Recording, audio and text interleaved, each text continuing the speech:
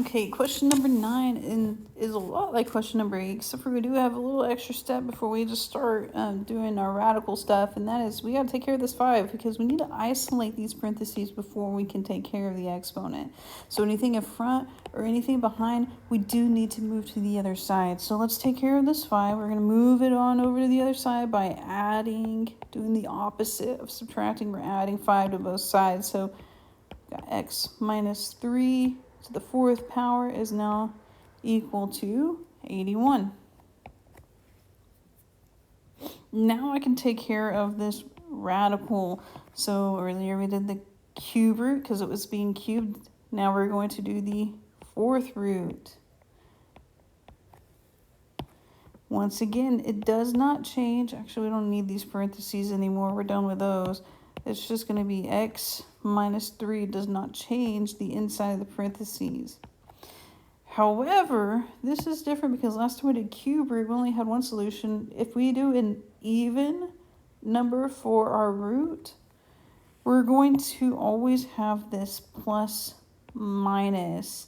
And the 4th root of 81 is 3. Now, the reason that it's plus minus is because positive 3 to the 4th is 81, but also negative 3 to the 4th is positive 81 because a negative times a negative times a negative times a negative is a positive. So we're going to want to split this up into 2 scenarios. One is going to be the positive case, this plus, and the other is going to be the negative case, the minus. So copying the x minus 3 is equal to, well, we're doing the positive case, so it's going to be positive 3. And the other one, it's still going to be x minus 3. We don't just start flipping signs, but we're doing the negative case. So it's going to be the negative 3. So I'm going to have 2 separate solutions. We're going to add 3 to both sides. I'd like to focus just on one case at a time. So there's one solution.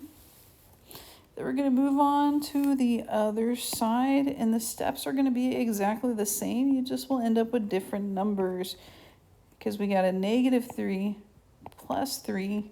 That one is going to be 0. So there are my 2 solutions, all because we had an even number instead of an odd one like question 8 where we had 3.